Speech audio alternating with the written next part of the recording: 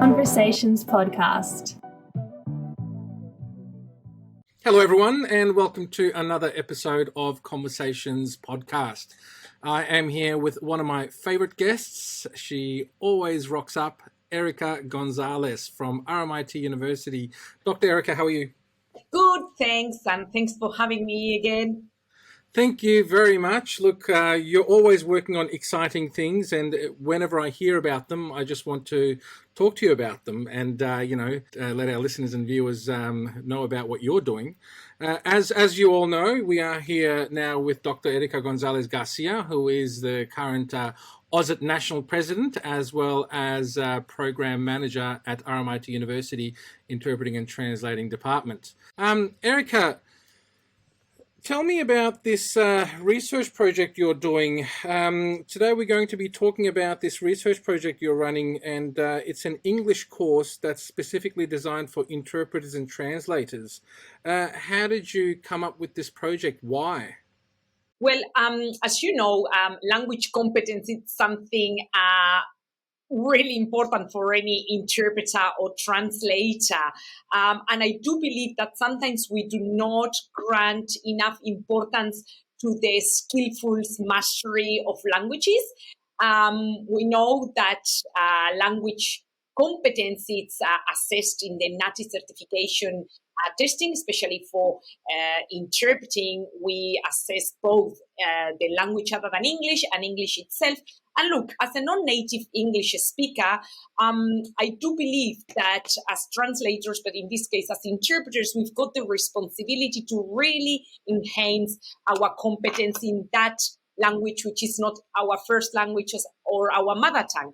So this idea came after, I've been delivering professional development courses across Australia for various years now, and I noticed that some interpreters and translators as well had issues with their English when it comes to, working at very high level like the courts or at very specialized medical settings. So language obviously is a tool of our profession, and I do believe that advanced competence in both languages is paramount.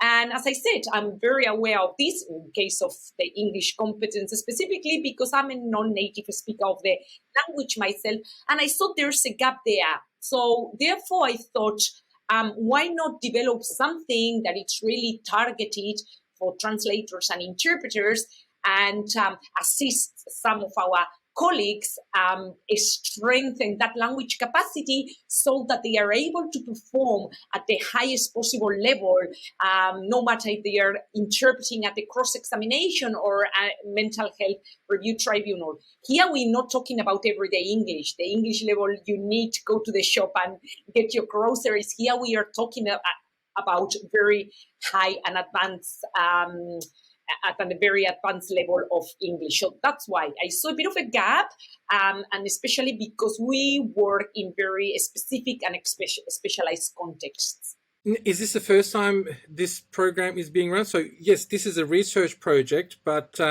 as part of the research project, there is a course that you're delivering at RMIT University, right?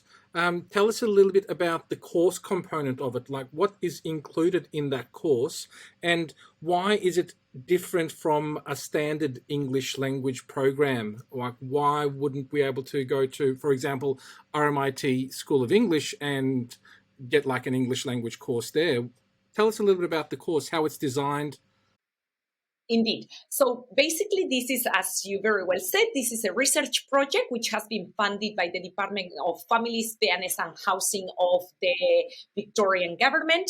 And so, as I said, most of our colleagues, most of us have good levels of English to maneuver our everyday lives, so to speak. So that's why generic English courses are usually not that suitable for us because we have good levels of English for, ordinary things or to navigate life in Australia as ordinary citizens. We have to already have a level of English to be able to interpret anyway, exactly, right? Yeah. Exactly. So that's why those courses are usually basic, or in the case of, for example, the English language courses that universities offer, they are more geared up towards academic English or how to write essays, etc. So in this case, what I wanted was to design something that it's going to address the gaps or the needs we've got as translating and interpreting practitioners. So that's why we partnered up with NATI, and NATI granted us access to analyze hours of CPI and CI interpreting tests. Wow. Obviously, these were anonymized, and we received consent of those interpreters who were eager to grant us their, exams to be analyzed and scrutinized. So if any of you provided us with permission, thank you so much, because at the end of the day, it's allowing us to advance our profession and obviously conduct research to benefit everyone. So thank you to those who actually granted us permission to access their materials. So basically, we analyzed hours of audio materials that were, as I said before, CPI and CA tests, and we identified and categorized the type of errors that people made in the interpreting exams. So basically, we identified issues that have to do with grammar, syntax, pronunciation, that were basically a impediment for comprehension, right? So we systematized a system to categorize all these errors, and then the idea was to establish, some guidelines to then design a course that would address the gaps we identified when we analyzed all those audios. How long have you worked on this so far? I mean, we are now at the course delivery stage. How long has it been so far? So we started over a year ago. Wow. It was June, even early. I can't remember now on top of my head, but yes, it was June 2021. We signed the contract with the department in April 2021. We got started in June after gaining the permission from people who sat the test, liaising with NATI. Even before the contract was signed, Yes. You would have had that preparation for months before taking it to the department. Well, obviously, we had to apply for ethics clearance at university in order to conduct research. You need to comply with due diligence. So we had to get ethics clearance. Then we analyzed all those recordings. It took months because it was hours and hours of recordings. So, and there were obviously some shortcomings and difficulties because we had 2 research assistants, and obviously they cannot speak all the languages of all the tests we analyzed. So it was a very tedious job to, discriminate, load from English, and then categorize the error, identify the errors, and then categorize them, and then, establish all these metrics and tables to... You got to love research assistants, eh? Yes, you do. And I'm very grateful to all of them. So basically, we looked into also systematic errors. If, one person from one language made this tiny error, we did not take any notice of those, but to systemic errors that occurred in all the candidates and in all the tests that we analyzed. Obviously, this was done across multiple languages. Ideally, you want to have language-specific analysis, and that would be ideal, but obviously that would require further funding and to basically focus on very specific language groups. Yeah, I mean, that's very interesting. Anecdotally, I guess I'm hoping that, we'll read the report soon. Anecdotally, though, I'm curious, would it be certain specific languages making similar errors into English? That would be very interesting. That's correct. But nevertheless, and as I said, sometimes when you receive funding, you have to be realistic of what you've got. And sometimes you have to set up your research goals based also on the funds you've got and the limitations you predict, and obviously then the ones you encounter throughout the research process. But anyway, so we identified all these issues, and then we crafted and designed an English course that was tailor-made, specifically prepared to address the issues we observed in the recordings. So we designed a 12-week course. It consisted of 4 hours a week, about 4 hours. It was face-to-face, it was 3 hours, and then with homework and whatnot, it would be 5 to 6 hours a week. So it was pretty intensive. That is. So attendees had 1 hour to 1.5 hour to 90-minute lecture on Saturdays, and then they had tutorials on Tuesday evenings, 2-hour tutorials. So that's about 3.5 hours. And then they had weekly homework, which we assessed, and participants received feedback on their homework and performance. So it was very tailor-made. We ran a pilot first to see if the course were working. We had reviews and a small group. All the candidates were real champions because they participated eagerly. They completed all their homework diligently, and that allowed us to see there was progress as well. So it can't be easy for an interpreter, a language expert, to come up and say, I need work in one of my languages. It can't be easy. I'm thinking that, us interpreters as well, we do have a bit of pride, don't we? So kudos to them for stepping up. Exactly. And it's something that I've observed I've been around for over 2 decades now, nearly about 20 years teaching, translating, and interpreting. And I do believe that it's a shortcoming that many of us have, that we have to be able to identify our strengths as professionals who have been certified, who have experience in the field, but also we humans, we're not perfect, and every one of us has weaknesses. You just have to listen to me. I could also benefit from that English course. As would I. Would I. Exactly, because I've got an accent, and it's true. I could actually improve probably my pronunciation. So we all have weaknesses we can keep working towards. And I do believe that learning is, a journey. And as humans, it's eternal, isn't it? It's eternal. The learning process is eternal. I remember this specific anecdote where I was assessing an abstract for an AUSIT conference, and this author submitted an abstract, and thematically, it was very interesting, but it was full of grammar mistakes. So obviously, as a professional association, we cannot publish something that is full of grammar mistakes. So I raised the issue with the participant or the author of this abstract, and I said, look, you may want to review your abstract, or just get the help of a native speaking colleague who might go through the abstract so that you can improve it. Well, this person got so worked out and called me a racist.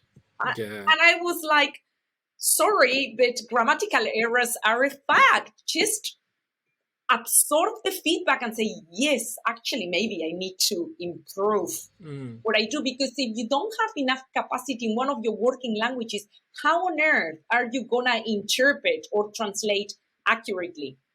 In translation, things are slightly different, because if you're translating into your LOT or your mother tongue, you only need a good or outstanding comprehension level in English. But in case of interpreters, we are on top of it. We are switching constantly, instantaneously. So it's okay to say, I need to improve. I'm one of those. And as I said, anyone who listens to this podcast any native speaker of English could benefit from any kind of English. Well, exactly. And as a matter of fact, I'll tell you, at RMIT, in our translating and interpreting program, we offer advanced English.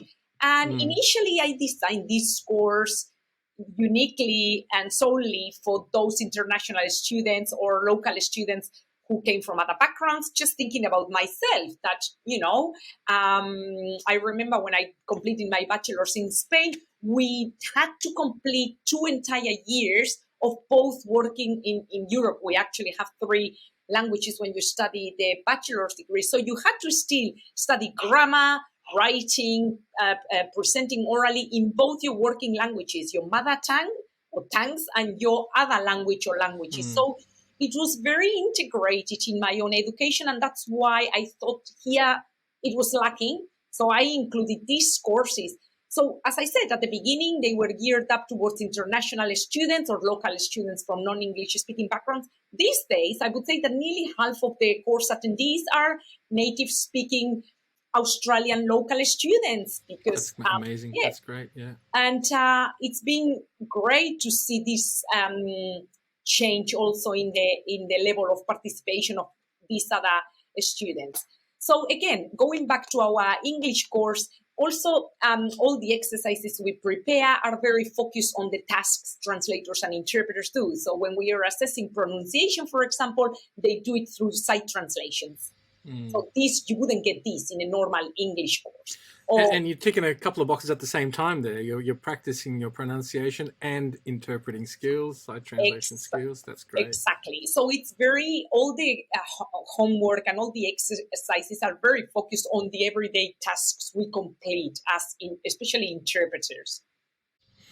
Yeah, I'm just looking at the course structure here. By the way, all graduates also on their website has this program, and we've been asking for expressions of interest for learners to see if there's any interest, and we're happy to say that there's been it's a little bit overwhelming, the interest that was shown.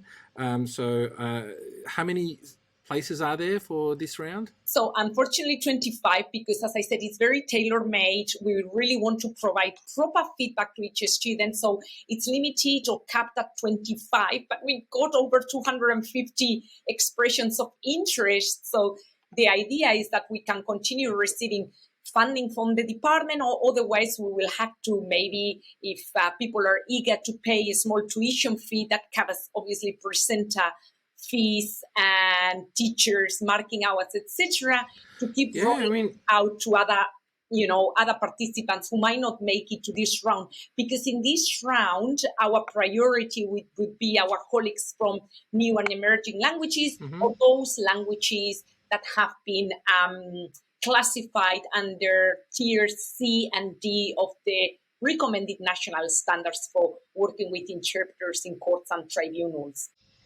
Okay, that's magnificent, because I'm looking at the content here, or at the schedule, and it's full on. It's no easy feat, So there's quite a lot of work to be done, and I can see there's quite a lot of homework that needs to be marked as well. How are the teaching staff? Who are the teaching staff? Are we allowed to elaborate on that? Yeah, sure, by all means. So one of the it can't be easy finding someone who is going to teach English, but in a specific interpreting kind of a setting. You can't surely have too many of those lying around. That's right. So one of the facilitators is Dr. Uldis Osolins. So Uldis is a well-known researcher and educator in Australia. He's been around for many years. He's well-known internationally as well. He is a native English speaker from Latvian background. And I thought he would be great because he's conducted prior research as well, especially in the state of Victoria. And he identified that English competence and the English level of some of our colleagues was problematic, in the sense that they were not prepared to work at those, as I said, very specialized high-level settings. Our other facilitator is Andrew Revolta, who is an RMIT graduate, but at the moment is teaching at the University of Westminster in the UK, and he works with Chinese students and delivers already English classes for those who are translating from Chinese into English, and will be doing conference interpreting and also community interpreting, but also focused on the Mandarin into English direction. So he's done lots of work in this field for years. He also taught the advanced English course at RMIT when he graduated. So he's got a few years experience under his belt in this area. So I'm pretty happy. And I have to say that when we conducted the surveys, satisfaction surveys at the completion of our pilot or trial 12-week course, we got really good feedback about the facilitators. So they've been recruited a second time round. Well, that's magnificent. Look, we know all this is a living legend anyway, nationally and internationally. And I know Andrew personally too, and I can definitely vouch for his skills. So well done. Great team that you've put together. All right. Now, how many more rounds do you think you'll offer this course? How much funding is there left? Are you then going to recommend to the department or RMIT that this should be an ongoing course, or other institutions around Australia, because it sounds amazing. Yep. And it shouldn't hopefully be just a couple of rounds that's offered. I know, but as you know, funding is limited, and more so when it's, taxpayers' money. So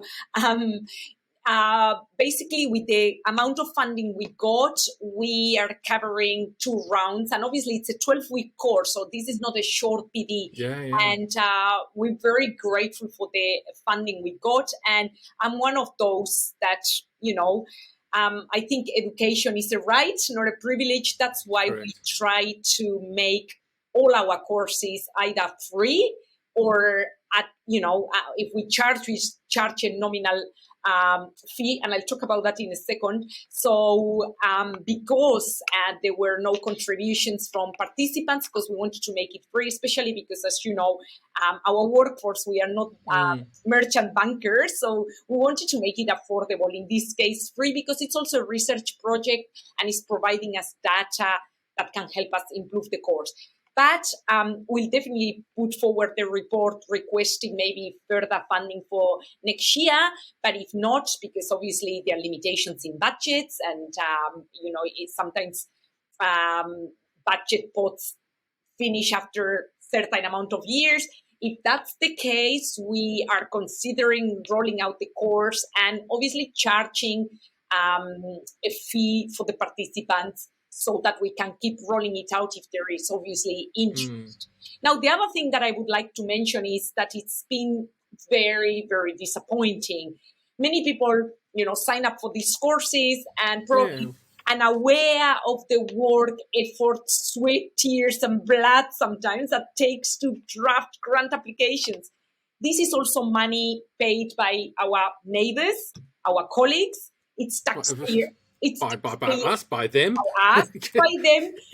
And I find it highly disappointing when people, sign up for these courses and then they don't turn up. They don't even drop you a line to say that they can be bothered about attending. So, and I've experienced... And they're taking someone else's place who would have shown up maybe. And like we said, there's hundreds of people interested. Only 25 people are going to be offered a place, and then if they don't turn up to that, that's disappointing. Exactly. And as I said, we're not charging because it's we want them to make the most of it and not to make a financial effort, and that's why as an educator I just want to give.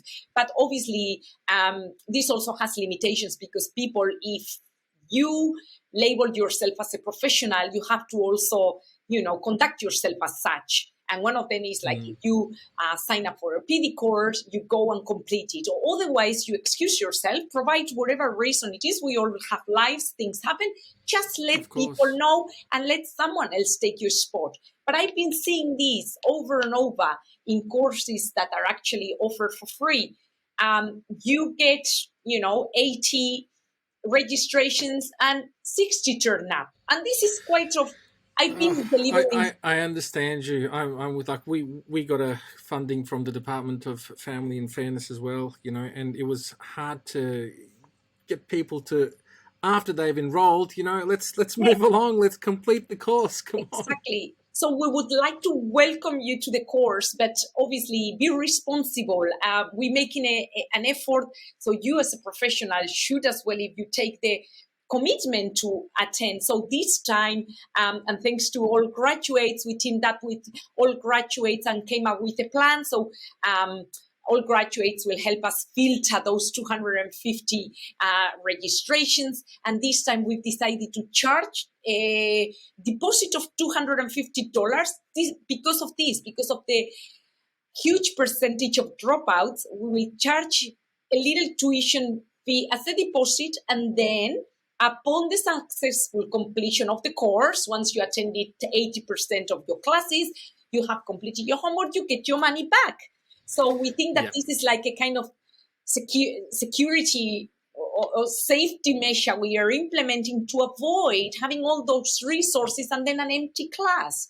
So that's right. Yeah, you and I have been chatting about this, outside of the podcast. Exactly. And it's been something that's been, affecting us and Yep. has been disappointing us over the last couple of years or so now. And it's something that we're going to try for the first time. We're hoping that it works. It's the course is definitely still free of charge, fully supported by the Victorian Government. But just want a little bit, $250, just as good faith, I guess, you're going to complete the course, just to make sure that, we're not taking up that very, very valuable place, and stopping other people from reaching their education. So correct.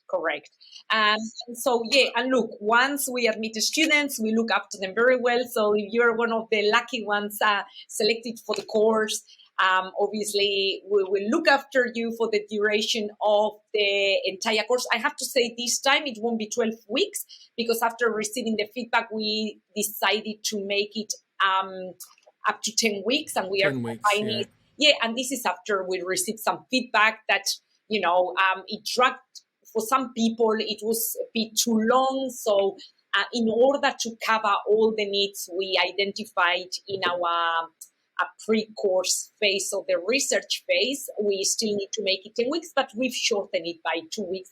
And also because we are delivering it now in September, we don't want to go way too into December when people are starting to think about summer holidays and Christmas and whatnot. So it was a bit of a logistics, but also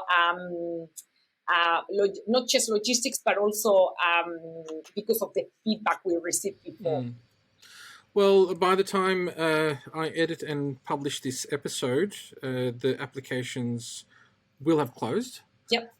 So I'm wishing everyone who made their applications good luck. Thank you for coming up with this amazing research project. Thank you, and to your team, all your research assistants and your co-authors. And we'll very much look forward to the outcome and hoping that it turns into something a little bit more permanent.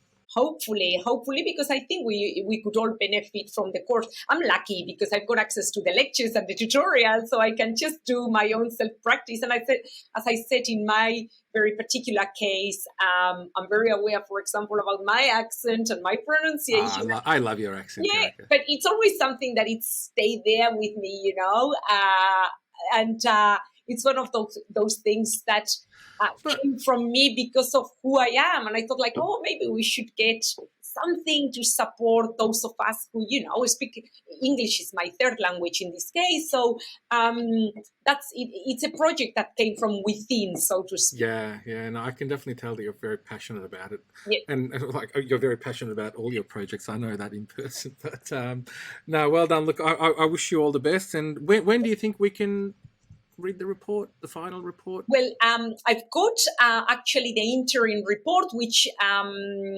reports on the findings and also the results of the pilot. So I would be very happy to share that with you because the department gave us the permission to release the report. So I think the department was going to include it in their website as well, but I'm not sure if they've already done so. We just finished the report a few weeks back, so very happy to share it with you.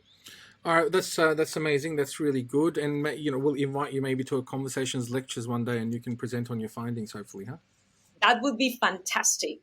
And I'm loving the Boss guitar amp in the background there as well.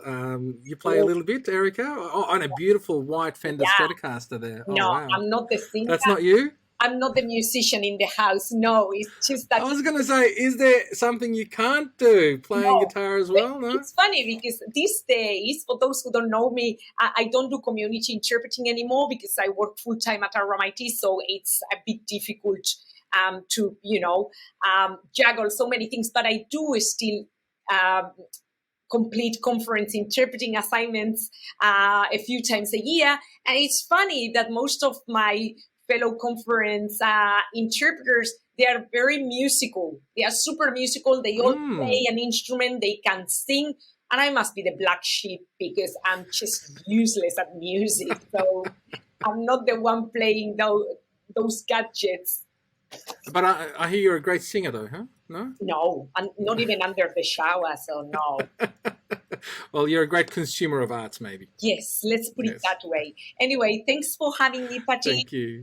Thanks to our audience, and please keep tuned and keep completing the wonderful PD All Graduates offers, because I do believe that, as I said before, learning is a lifelong journey, and we all have never ending. something to learn, and very important for professional growth, as I said before, to be aware of our strengths, but also our weaknesses, because that's the only way that's going to allow us to keep growing, improving, and being the good professionals we are. Oh, very well said. Thank you, Erika. Pleasure. Ladies and gentlemen, today I was with Dr. Erika Gonzalez Garcia, RMIT University, and also AUSIT National President too. Thank you very much, Erika, for your time. Please don't forget to like and subscribe to the channel, and we look very much forward to the interim report and the final report, and good luck for all the students who are taking this course in September. Thank you. Excellent. Thank you, Fatih. Thanks, everyone. Bye-bye. Conversations Podcast.